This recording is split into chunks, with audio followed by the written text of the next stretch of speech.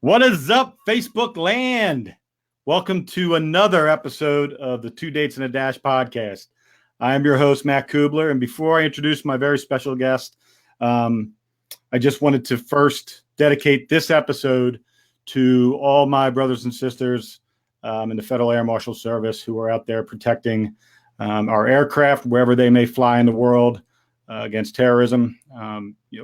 After 9/11, when President Bush reenacted the Sky Marshal program and made it the Federal Air Marshal program, about 4,000 brave men and women were selected out of about 1 million applicants. Myself and Kelly were very lucky to be part of that program. And I know a lot of you guys and girls are watching tonight. We're working currently still with the Air Marshals, and you're probably watching from somewhere around the world. And this episode is dedicated to you guys. A little bit of information on where you can listen to the podcast in its audio form once the Facebook Live broadcast is done and I upload it. iTunes, Stitcher, Spotify, Google Podcasts, Breaker, Pocket Cast, Castbox, Overcast, and Radio Public. For those of you, I don't do much promo for me, but this is my book, Brothers Love, a Memoir. I'm the little one right there with the Dutch boy haircut.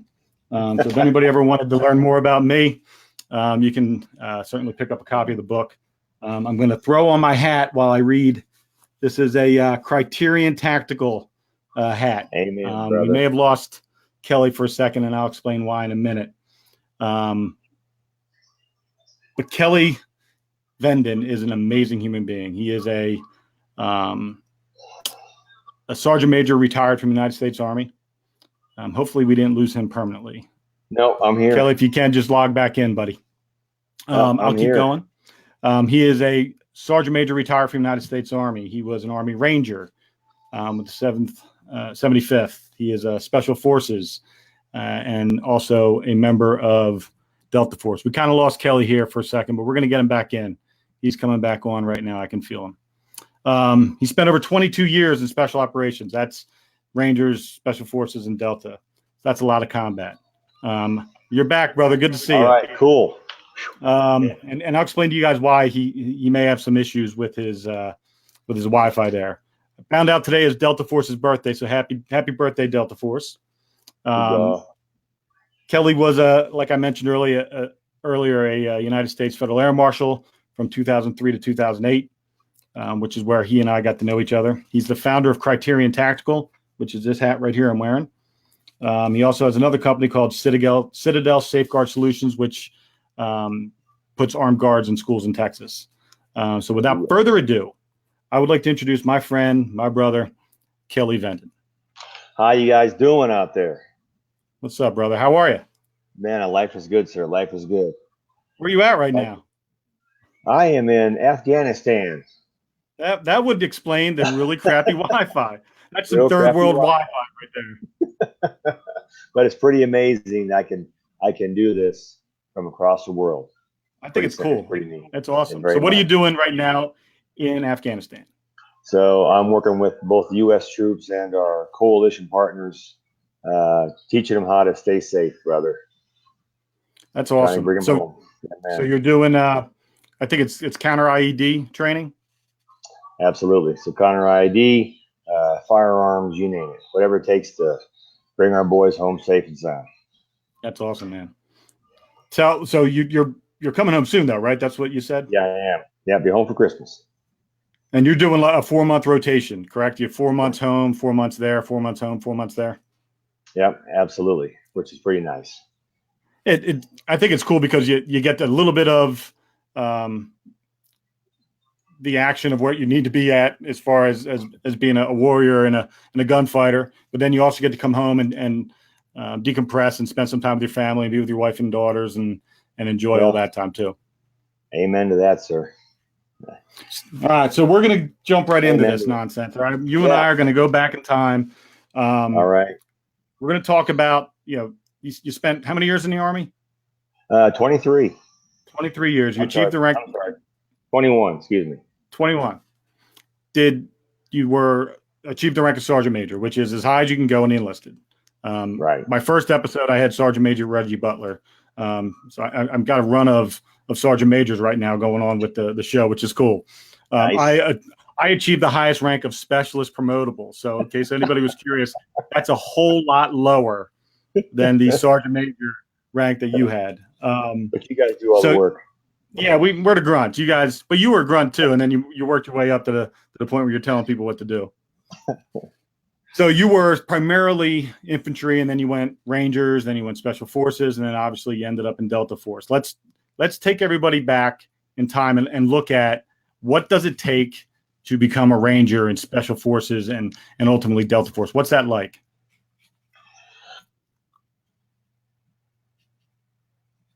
You still there, Bubba? We lose you?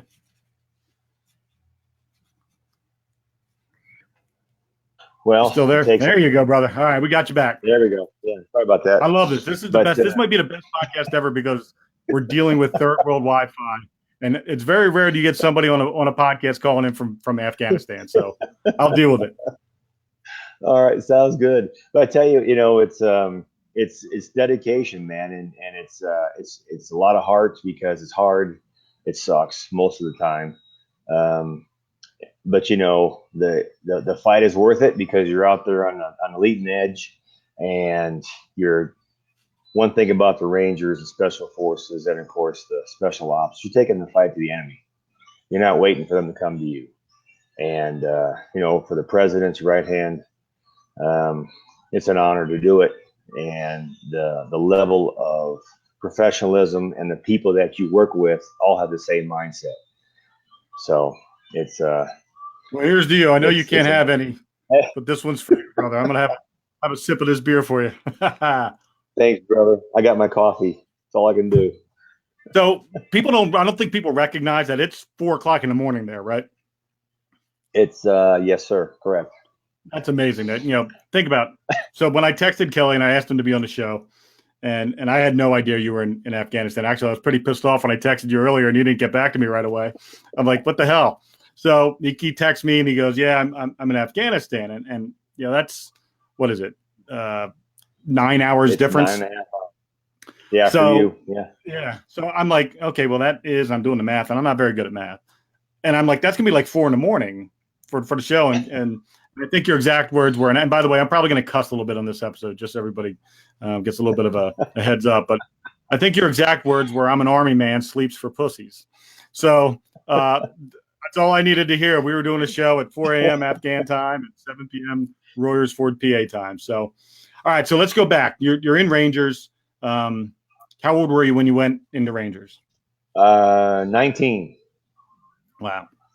19. And you were stationed at Hunter Army Airfield. Is that where you were there? Yep. Savannah, Georgia. Beautiful place. Beautiful, except for the bugs. The bugs are a little rough.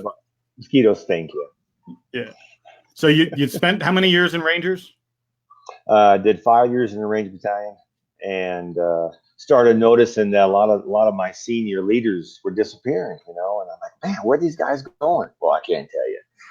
I can't tell you. Well, eventually, they come looking for certain rank, certain backgrounds, and then you go, aha, I know now. So then you obviously were selected to or asked to go through the selection process for Special Forces, correct? Yeah, not for Special Forces, but for the Special Operations. Okay. I did go Special Forces Q course later, but my first selection was for the unit. All right, well, let's talk about that since we've opened up that can of worms now. So for everybody that doesn't know, everybody talks about the Navy SEALs and SEAL Team 6 and they're amazing operators. Those guys are just amazing. But the Army's got, in my opinion, the best special operations unit in the world, and that is what we know as Delta Force. And there's not a lot of people that make Delta Force. It's like the odds of making it to the NFL and being an All-Pro. It's very small number of people that have ever served in that unit, and we're talking to one of them. And I've been blessed to know many through my experience with the Air Marshal program because we were lucky enough to be trained by Delta guys. So this is a special treat for all of you. I know these guys, and I know their hearts, and I know what their patriotism is like, and their level of proficiency in every level of special operations. I am, I pride myself in being a fantastic shooter, a combat shooter. I know how to shoot, and I learned most of it from the guy that we're talking to right now, Kelly Venden. So to be Delta, what does that take to be selected to the unit? Well, it takes again, it's the total person. So, we started with, I'd say, about 120 in our selection class, and we finished with about 8. Wow. So it doesn't have anything to do with you being the physically best. Doesn't mean it doesn't mean that you're the most intellectual. You're the total package, and you're something that they see in you based upon your interviews and your ability to run through the actual selection process. And that's just to get you there. You've got 6 months after that. So selection, as we say, is an ongoing process, because you've got folks that have been there for years, and it's a earn as you go. You screw up, you know the rules, you'll leave. It's that simple. We had guys that from when I got there, they've been there. Well, they started in 77. I got there in 88. So they've been there for numerous years, and you make a mistake. The rules are the rules. You know what they are. And now, most of the time, because we're big boys, depends on what it is. You go off, do your time off, if you will.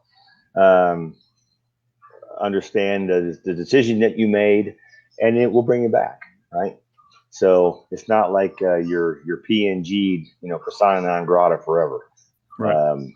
In most cases, but it's a big boys unit, and like I say, every day's selection, because you can be removed, if you will, at any time. And I think that's one of the greatest things about that, is that you earn your space every single day. So yeah, it's like life, man. It's like, if you want to get ahead in life, there's no freebies, there's no free pass, there's no easy route. Absolutely. And and in most places, once you got there, right? Once you've earned your place, all right, I'm good, man. I can sit back on my haunches and just, hey, as long as I show up every day and do my job, life is good. And that's not how it works, because the enemy keeps getting smarter. We have to keep getting smarter. We have to always train and continue to improve ourselves, which makes it the best unit in the world, man. It really is. And it's the cohesiveness, I think. The fact that everybody, like, you're not, I think you hit the nail on the head. When you don't have any security, no safety, no, I'm here, I've arrived, and I'm staying because I've achieved. Every day is a new Super Bowl. Like, you have to constantly be preparing yourself for the Super Bowl every single day. You don't have a chance. I hate to say it, I'm a Philadelphia Eagles fan right now, and we look like dog shit after coming off a Super Bowl. And I don't think they know what it's like to have to earn that Super Bowl every single day in training and practice and all that kind of stuff. So for me, absolutely. I relate it that way. You got to really want to be the very best and then stay at that level. And I commend you guys for that, for being constantly on that threat level, red, orange, knowing that tomorrow is the day that you could be called up and have to go take on some enemy in some foreign land on some mission that nobody even knows even happened. Absolutely. And you have to go home and act like it didn't happen. Let's talk about that a little bit. Let's talk about what it's like to live in a covert world, in a world where top secret missions live on a daily basis. And we're not going to talk about anything we can't talk about, but just that feeling of knowing that a lot of your great accomplishments can't be discussed. Right. Absolutely. What's that like? It's almost surreal in one form. I know when just being there every day and seeing the amount of effort that goes into our preparation, that will go into rehearsals, that will go into the coordination, all the people that are playing, all of the assets, and the mission may not go right, but it doesn't matter. Right. We're ready. We are ready. And you come home and the wife knows you're gone. The family knows you're gone. But well, and they just know that you can't say anything, so they don't ask anymore. But always in the back of your mind, it's like, man, yeah, it'd be nice to explain people, but if you how it is being a cop, people don't understand. They don't come from the same background. They don't understand the depth of what you do, what it takes for you to do what you do. And so if you even try to explain, oh man, here's what we did, here's what we're getting ready to do, it's like, okay, that sounds cool, sort of Call of Duty-ish, right? in the millennial mindset. But over time, it's like, okay, it's just another training now, right? Because what I found through my time is that the training was always harder than the actual mission. Wow. And All right. what because you never know what to expect. You never know what is going to change after you launch or after you start the operation. So, Murphy's always there, man. You are always training for what could happen. Guys don't show up. Aircraft don't fly. Vehicles don't work. Don't make it. There's surprise on the objective or whatever the case might be. So we train and train and train and train. I know we had talked about the prison before, and that was one example. We trained for months on that, and every conceivable that we could think of alternative to what perfect looked like, and perfect happened, right? Except for afterwards when we crashed. But so let's take one little step back, and then we're going to go forward and talk about the prison that you're talking about. So I want to get a little bit more into. I think people want to know a little bit more about like the family and what's it like for your spouse or your significant other and your children. Like to know that you're constantly leaving. Like right now, you're in Afghanistan. Your wife and daughters are in the States, and that the sacrifices that military spouses and significant others make on a daily basis, and how does that affect them, and how does that affect the work that you do every single day? How does that impact your attention to detail, your level of focus? Well, number one is that 99% of your military spouses, be it wives or husbands, they're also patriots, right? They're also troopers, just like, the law enforcement, firemen, because you're out there risking your life every single day, and they know that. But they are also there serving because they have to deal with your absence. They have to deal with the stress of the potential, the worst things happening. And so, kudos to my wife for almost 29 years of marriage. And she's been through a lot, still going through it. And it's difficult, but we as a partnership learn to deal with the stresses, and we have our ways of communicating. We have our ways of, I hate when you do that. Every once in a while, throw that in. Can't have any of those over here. Anyway, especially I was fortunate because my wife and her sister, both of us are military men. So she's been around the military quite a bit. So I was fortunate, so it wasn't brand new to her. Right. But so they had a support group, the two sisters, and that's very, very beneficial to have somebody that you can go talk to that has the same background, same problems, same issues. But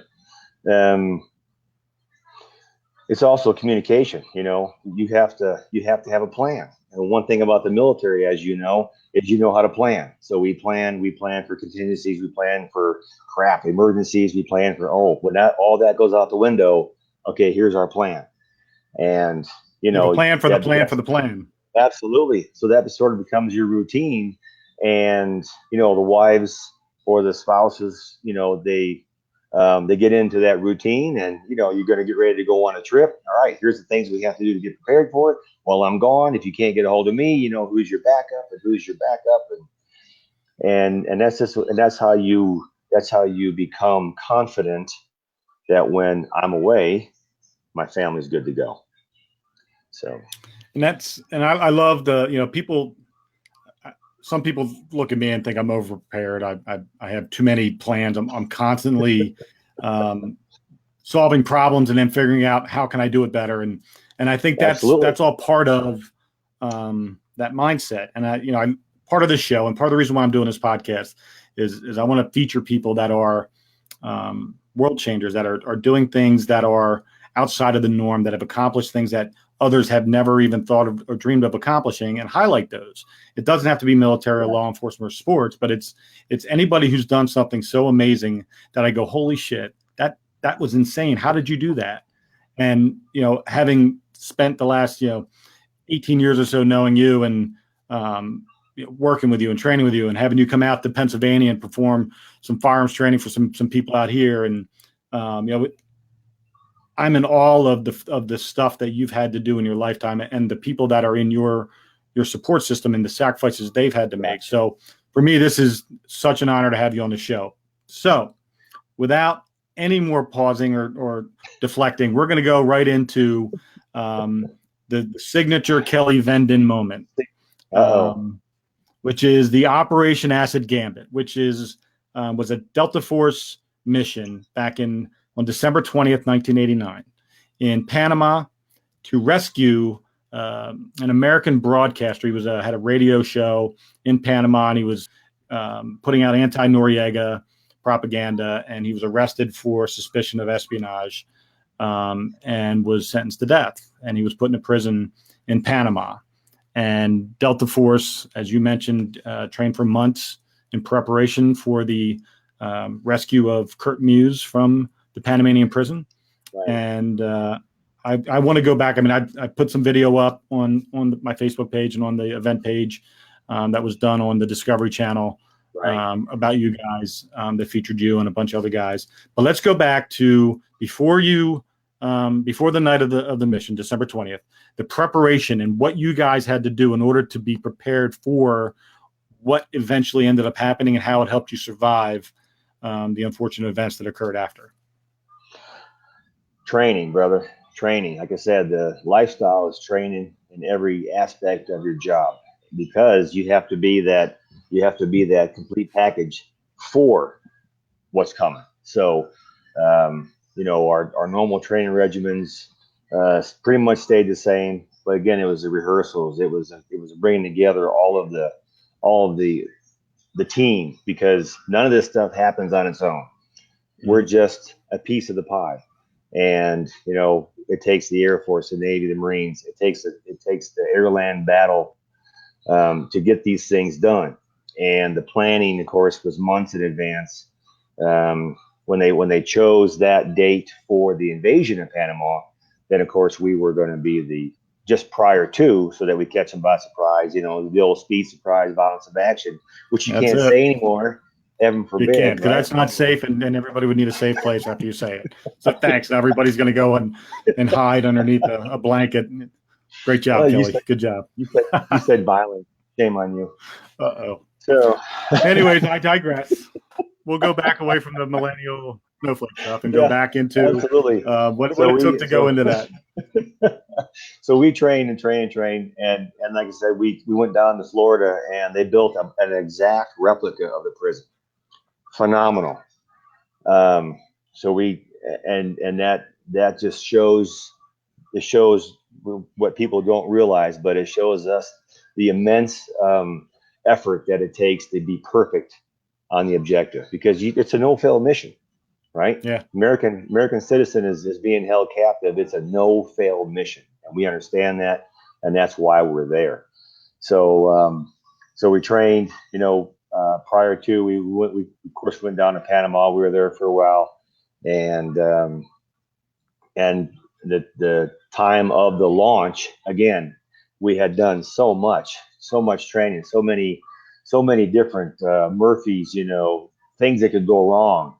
So when we did launch, it was almost like, okay, let's go, let's get it over with. Man, I'm tired of just training on this thing over and over, and it was, like I said, it went perfect. It went perfect. 6 minutes, right? From the time we landed to the time we took off. Everything was exactly how we had planned, how our intelligence had brought in the information. I mean, it was perfect. Let's talk about those 6 minutes. All right. So leading up to, people don't know that the reason why you were able to get the information is because Kurt Muse, as an American citizen, was authorized by, I don't know if it's the Geneva Convention or some level of civility that the Panamanians decided they wanted to pay attention to, that they were able to bring in an American doctor to treat him and to look him over. Absolutely. And that doctor became your eyes and ears, correct? That's correct. Every time, because he was a American citizen, his wife was a DOD teacher.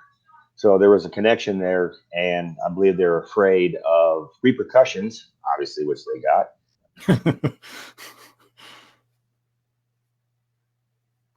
Still there, brother? We may be experiencing Afghanistan technical difficulties. There you go. You're back. No. You're back. Okay, I was going to say, I see myself. So, so they were being pressured to get him out. So in order to maintain his health, and they didn't want him dying in prison, right, until they killed him, the doctor was able to come in every 3 days. And so when he came out, he was debriefed. What'd you see? Who's there? Where was he? How's he doing? Getting messages to him, right? Of course, they were under observation the whole time, but they had their ways of getting information back and forth, so that we knew exactly. We had a scale model, both full size, but also we had a scale model. You can probably Google it now, but it was a plastic model you could take off the top and the levels and the floors. And so, I mean, we had everything down to the gnats behind. So precision is key to that type of an operation. Yeah. Absolutely. So they tell you that how far in advance did you know the date that you were invading the prison, that you were going to attack the prison? I honestly don't remember. I know we were always ready to go, and as things got closer, whatever that meant, that's when we went down to Panama to stage ahead of time. I don't honestly remember if there was, okay, we're going on the 20th, we're going at such and such time. I don't recall. So that might be because of that little knock on your head you got, but we'll talk about that in a second. So you guys, you decide to take some little birds in, right? You descend in on the prison with some little birds. Walk us through the landing and the initial breaching of the door on the roof, and tell us what happened with that mission. Well, so we took 4 little birds in on the roof. Of course, prior to that, obviously it was a service, Army, Air Force, Navy, Marines. We had the AC-130s up there flying around. We had gunships taking out targets because the invasion was going to happen soon after. Right. So things were already happening. So using that chaos to sort of as our cover, the first two birds went in, which was our security on the roof. They started taking out the guards that we knew where they were positioned. Our lift came in, which is where the assaulters that went inside. So as soon as we got on the ground, we had people, of course, identified to go and open the cage door, if you will, from the cupola on top. And I blew that thing, and again, all of this is just, it's sort of surreal because it's just like training, right? Which is one of the advantage of special operations, is that your training is as realistic as real life. And that's one of the important reasons why we're so successful. So we went down the stairs just as we had done in training. Saw a couple dudes. My partner and I, Pat, we went straight to Muse's cell. I basically was pulling security as my buddy Pat, yells into the prison cell, "Hey, Kurt, is that you?" Yo, guys, right? It's us. hey, man, because you can imagine what he's thinking. He was always threatened. Hey, if there was a rescue attempt, the guard across the hallway was gonna come and take him out. So he was hiding in the bathroom. I think he had taken a leg off of his bunk, and he was going to defend himself right to the very end. So through the darkness and the dirt and the smoke, it's like, hey, Kurt, is that you? And he's like, he looks around the corner and, hey, we're Americans. We're here to get you out, right? The famous line. And from that point, we had planned on for speed, right? Shotgun breaching. Right. We carried breaching guns, but this lock was about this big, right? Which we didn't realize at the time. So a couple shotgun blasts didn't work. I was carrying 3-foot bolt cutters. Use those things to snap the lock. We got inside, put them on the ground, make sure you could move. All the while they're shooting, fighting upstairs, blowing up things on the outside. My teammates were taking care of the guard across the hallway, right? And nice explosion I like your gentle way of explaining that. That was nice. So once that was all done, we had Kurt wrapped up, helmet and vest and so on, and we exfilled, brother. Went up to the roof, and our rides came back in, and we were off, man. So you thought? Amazing. Yeah. Well, we were off the roof. And then what? What? Did everybody who's sitting here watching? So funny thing about helicopters, people like to shoot at them. Okay. Right. So, the word went out to all the American forces. Hey, we're the only people that have helicopters. Don't shoot at helicopters. Well, I'm sure there was quite a few that shot at helicopters, plus the bad guys. So when they came back in, they were already a little bit deteriorated from gunfire and damage and what have you. So they weren't at their full power. You got to remember, a little bird, you got 2 pilots. It's really designed to carry 4 people. You got 2 on the outside pods. We took off with 6. We had Tom and Kurt on the inside. We had our 4 salters on the outside and 2 pilots, way overloaded when it's in good condition. So, there was a 3-foot wall around the top of the, which was great for protection. 3-foot wall around the top of the prison. Basically, the helicopter picked up, sat on that wall. I tell you, these pilots are the best in the world, because these guys, that's all they do is fly, and they are dedicated, as we are, to mission success. It's phenomenal. We trust our lives with those guys anytime, anywhere. So he's teetered on the wall because he needed to get some airspeed to get lift, because we were too heavy and the aircraft was damaged just to lift straight off. So he did that. Wasn't sufficient because of the height of the building. So we ended up landing basically in a parking lot between some apartment buildings. So my partner and I, Pat, we got off, and if you're familiar or not with little bird operations, you got this thing called a safety line, right? Yeah. So you hook in case you fall off, get shot off, whatever, you don't, fall off and die. So we got off the bird because we thought we were done. We hovered down. We're out here pulling security. Our teammate James comes around in front of the bird and says, "Hey, get back on. We're leaving." I'm like, "Okay, cool." Well, we back up and we're watching, and we don't hook back in. Or I don't anyway. No, he doesn't either. So the helo, right? Because these guys are amazing. They sort of scooched down the parking lot. There were some power lines that were drooping between the main road, if you will, and so they squished down the landing gear, right? Got it squished up underneath, got under the power lines, and then the goal was to take off like an airplane so that we could get lift. Well, all that was fine and dandy. My partner Pat, right, saw some bad dudes starting to shoot at us. Couldn't get on them quick enough. Rounds took out the tail rotor, and when he got popped through the leg, I took one in the gut, and the bird basically got damaged beyond its capability to fly. So when it hit me in the gut, it, of course, it's like punched me in the stomach, So I basically bent over like I got kicked by a mule and started to fall off. My partner Pat, of course, goes, "Hey, where are you going?" Tried to catch me. Neither one of us were tied in, and both of us hit the ground. Well, the bird came down pretty much right behind us. So, and there there is the rest of the story.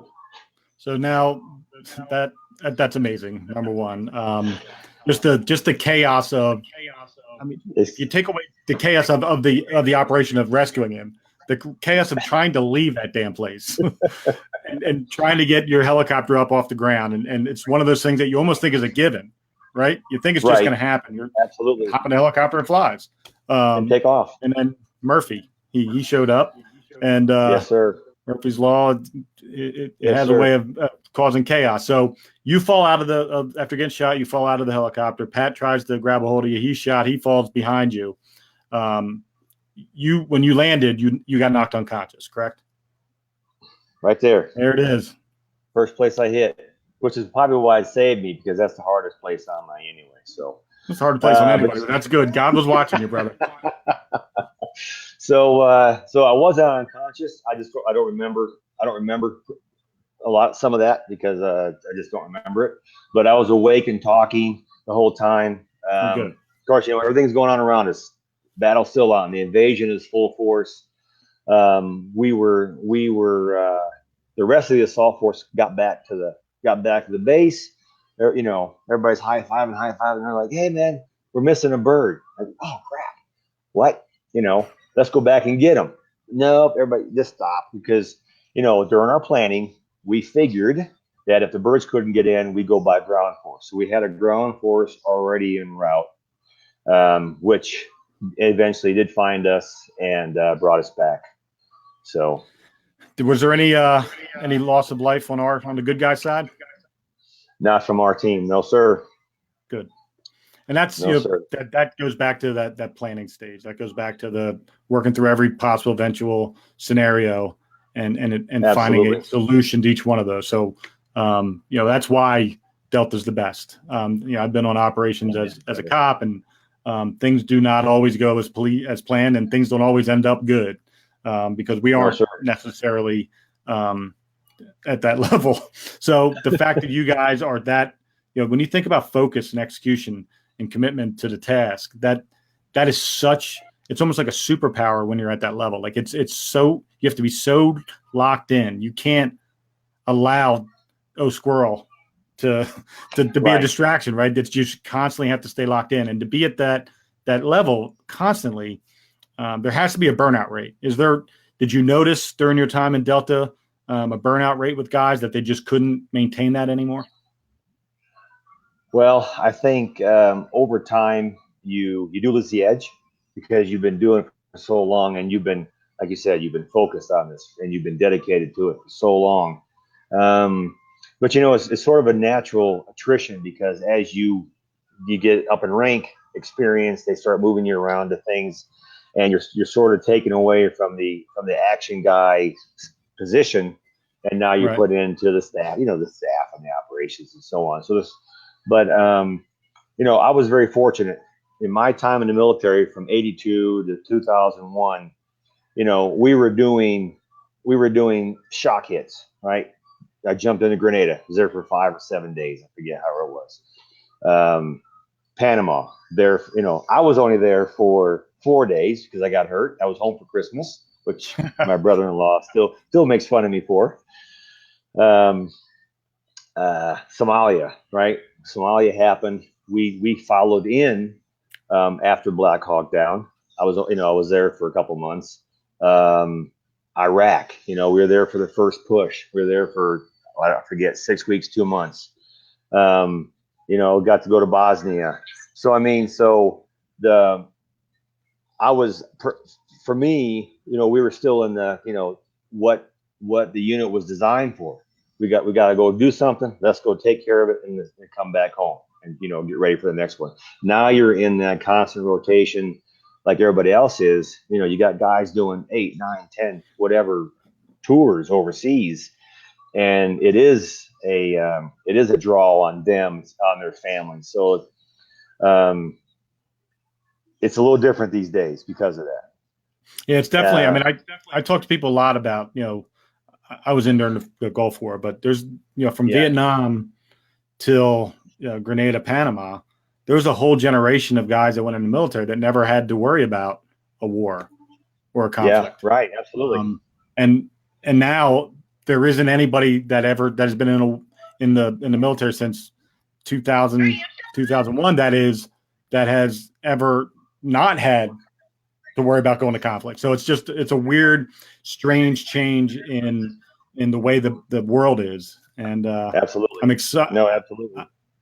I'm excited to see how this all plays out. Yeah, I like looking at trends and things like that, Sure. and just seeing how the American warrior and American soldier, Marines and everybody else, how they adapt and evolve into the environments they're thrust into Absolutely. as an entire organization, not just individual units, but how the Army adapts and how the Marines adapt to constantly being in conflict versus constantly being in garrison. It's just a different mentality. Yeah, it really is. Even when I was in, the Gulf was 100 hours. I was there for 4 months, but the war was 100 hours. I mean, it wasn't a crazy war. So even that was small in comparison. Absolutely. And what I'm seeing, we've been here 18 years, Matt, 18 years. And you look at it and go, how can these little dudes in sandals and man jams be, holding us back? And we are our own worst enemy, as you know. In any leadership realm, it's all about politics. It's all about job security. It's all about what the indoctrination is of the media, right, wrong, or indifferent. And the American people are very, very short-minded, if you will. They're, we have no appetite for long-term stuff. You can imagine World War II, 5 years, right?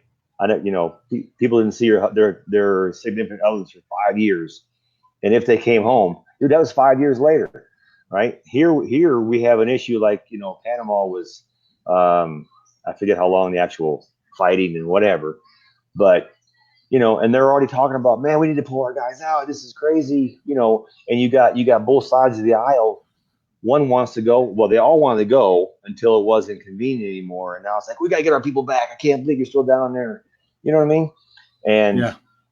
And because of that, we're here for 18 years. And the units that rotate back and forth, you would think that they come over here for their tour, spend 9 months, whatever it is, go back home and relax. No, they go back home and they continue to train to come back over. So they don't get rest and relaxation. So our military is worked extremely hard because they're constantly in that training mode to come back, and or obviously in preparation, North Korea, China, who knows, whatever might be popping up in the future. Right. So it's, and that's just reality. And I know some people may not be comfortable with that conversation, but that's just the reality of what it's like to live in a world like we've lived in me in the past and you currently, that people that have never served and have never had to worry about those kinds of things, they kind of live in this, whatever I see on social media or the media, and they don't have any firsthand account. And it's not their fault, but I like that. Sure. I want to make sure that when I'm bringing people on the show that have this type of experience, that we're giving them the truth on what it's like to be in that environment and how it affects you. And I want to get the human side of it. I don't just want to have the war stories. I want to talk about families. I want to talk about what it does with PTSD and what it does as far as the burnout rate and how that burnout rate can affect performance and how that performance could affect your life. And that's important to know that exists. And that's why I'm so thankful that you're on, because we can share that. And you're calling in from frickin' Afghanistan. So it doesn't get any more direct contact and information than that. I'm going to do a little transition. So you get out of the military in 2001. You're aware that the Air Marshal program was created. What brought you to the Air Marshal program, and what was your experience like? I know we worked together. We saw each other every day, but what was it like for you personally? What was that transition coming from the special operations community into a quasi special operations community in the Federal Air Marshal program? Quasi, alluding to being a quasi, right? And that was a draw. So when I first was thinking about my transition, I was 19 years in. You can do 30 years in the military, sometimes longer, but I was still young, I was still fit, and I was looking at, I was in a staff position, and I was looking at, hey man, I'm still able to go out there and do something good. So 9/11 happened, and I said, Air Marshal program standing up. A a lot of my predecessors who had retired were going out and doing the training, right, for all the feds prior to the Air Marshal program actually being stood up. So I said, this is going to be my next career, you know? So really that was it. It was, I got something to give. I've got experience and all the things of the aviation community needs to be successful. And so that's really what took me there. Plus the excitement of, hey, I'm going there and I'm going to be giving something back. You know what I mean? Right. I have truly enjoyed, the nation's best training, support, camaraderie, travel, foreign lands, and so on. Right. And I wanted to give back to America, man. I just wanted to stay in the fight, if you will, and help others protect this nation. And there we were. We showed up, and you and I both know it didn't end up that way. Yeah, But it was a good run. And that's unfortunate. It is. It really is. It really is. Just I'll give everybody a little bit of my personal, and you can chime in when you want, Kel. So when I became an air marshal, 9/11 happened. I just got done a SWAT operation that morning. We did a raid on a drug house. I was back in bed by 7:45, 8 o'clock, and I got a phone call at 8:37 or whatever time, 8:47, whatever time the first plane hit the first tower, and I became enraged by what had happened. And I got out of the military in 1993, and so I still had SWAT. I was still doing special ops type stuff and operator type stuff. So I was still very much in that mode in my mind. And I saw President Bush on the TV saying he's going to reenact the program. So I'm like, all right, I'm all in. And my wife said over my dead body, and I said, well, I'm applying. And at the end of the day, I didn't know what the odds were of actually getting hired. And right, they said almost 1 million applicants, and they took about 4,000 of us. And to me, that's one of my greatest accomplishments. Whether I was a mistake and they somehow slid me into that 4,000 by mistake or not, I don't care. Yeah. I'm very proud of the fact that I joined that agency. And I met, there's a lot of guys watching right now from the Philly offices in Squad 6.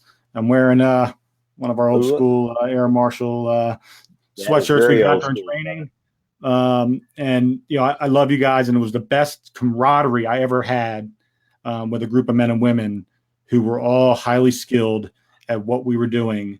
And we had great training from you and Jim Smith, and when we were in Artesia with Hoot and everybody else that was out there. And so we had amazing instruction and amazing experience that was bestowed upon us. So we were prepared to be that covert eye in the sky that would protect American Airlines from terrorists, so that there would never be another 9/11 again. And unfortunately, it didn't really.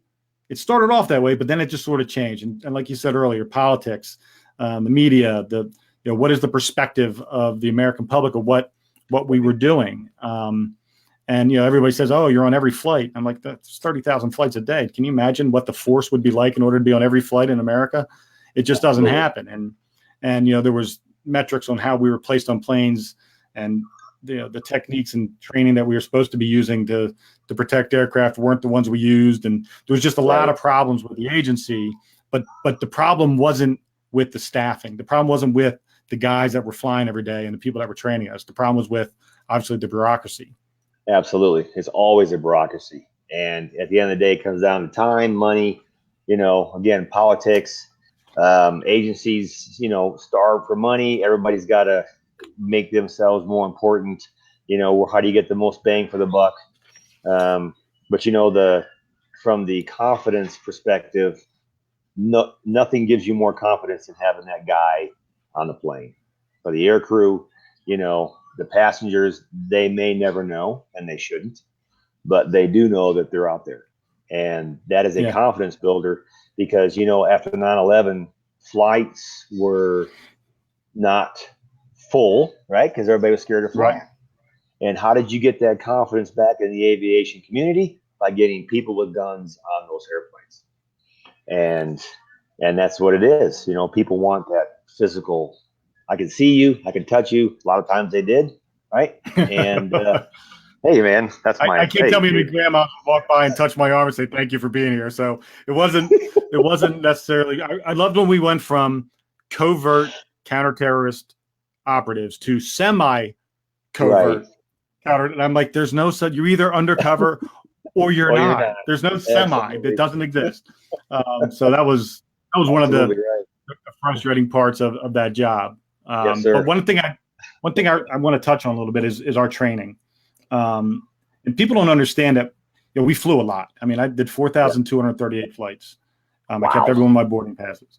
And for me, each one of those flights was an opportunity for me to protect America. And Right. the training that we went through Artesia, through Atlantic City, at the tech center, in our offices, we did. I remember Jim Smith. We used to do last man standing, and we'd had this in the mat room at the office in Jersey, and he would have our whole team, squad 6. We'd be in a circle, and Yeah. but 2 guys in the middle, and we would just ball out and just smash each other. And then he'd tap somebody to go in, and there'd be another man in, and you had to fight 2-on-1. And then we do the get to the cockpit, and it was an all out. Whoever could protect the cockpit the best was the winner. I mean, it was like this. It was this mentality of warriorness that you will not lose. And when you mentioned, you're on a no-fail mission in Panama, I mean, that's kind of like we didn't have an opportunity to fail. That was never going to be an option. Absolutely right. You could not fail, because that meant the whole plane's coming down potentially. So, but when you talk about training, I talk about that whole package, right? We brought a very specific perspective on survivability: shoot, move, communicate, medicate, um, planning, coordination, right? And so you're training that, and then we tried to present that to the Air Marshal Service because you needed that, right? When you're on that airplane, 30,000 feet, who's going to come help you? Nobody. An F-16 in 5 minutes with a missile. Absolutely, bringing everybody down, right? So bad day. So you had to be competent. You had to be confident in your capabilities to do your job, and you wouldn't learn it under that stressful environment of, oh crap, we got bad guys on here. So you had to come with that confidence, like you're saying, and that was our goal, especially again coming from our background, to bring that to the agency. And I think we did a pretty good job initially.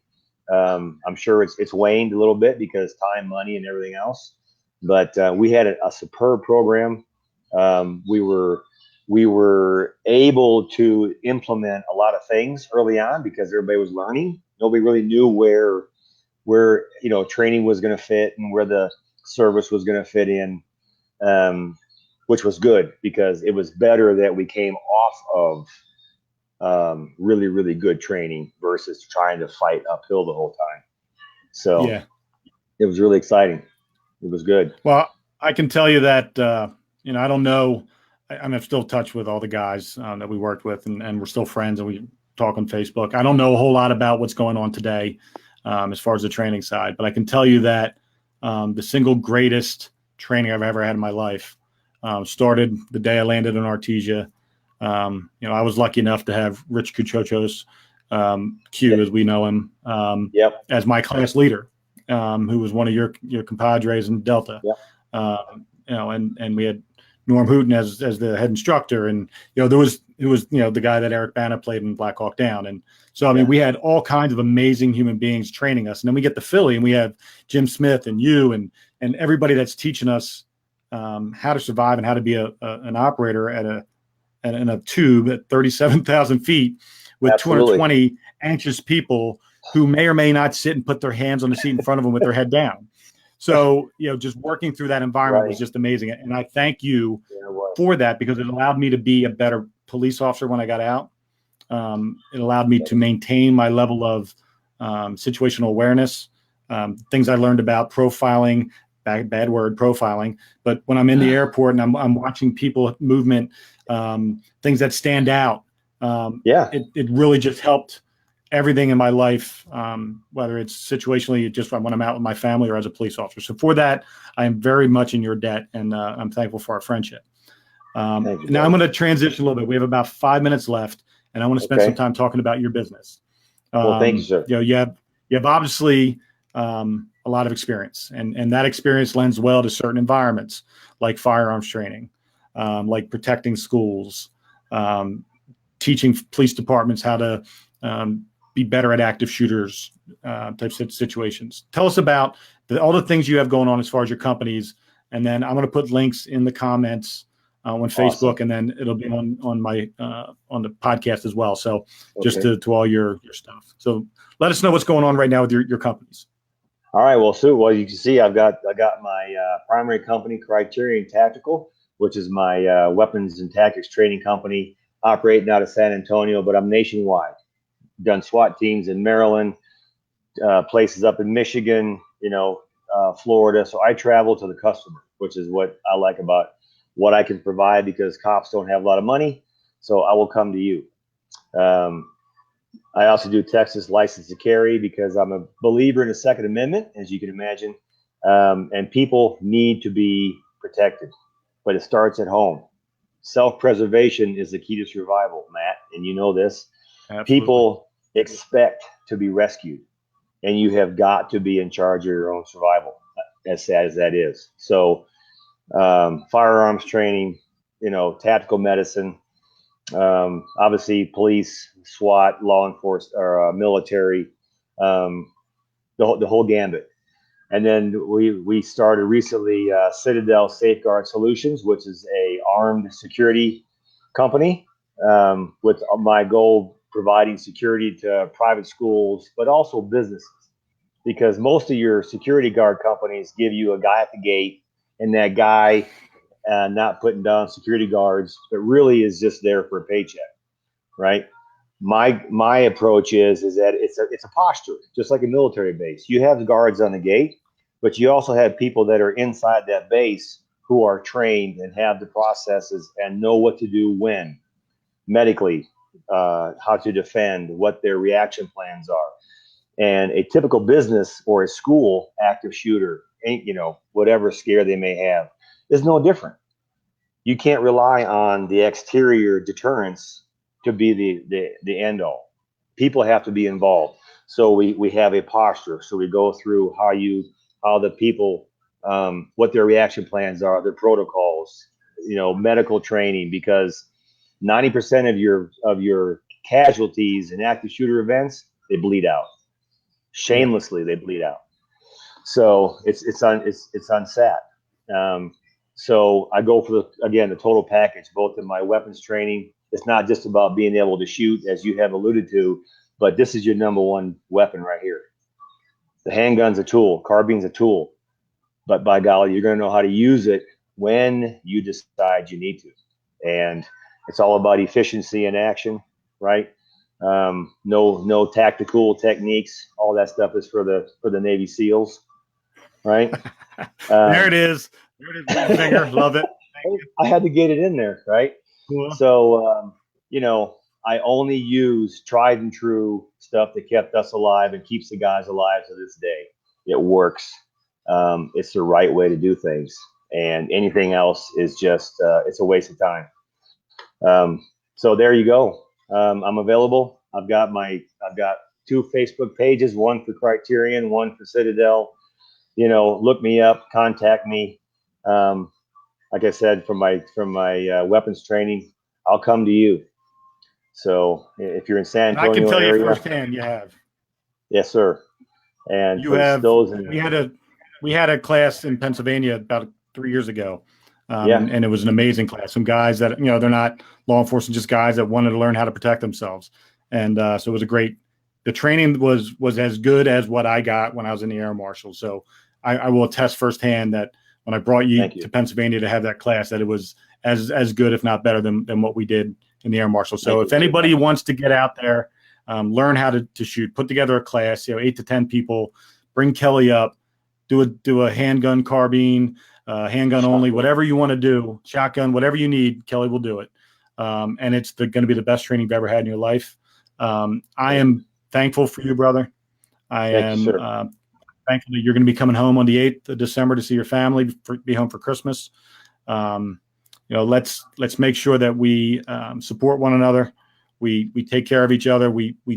If we're not in the military and we're were watching this podcast today or listening to this podcast today, say a prayer for everybody that's currently deployed, to the Amen. police, law enforcement, fire, EMS, people that have to go to work every day in environments that are not safe. We're the only people on the planet, the military and emergency responders, who run towards the danger.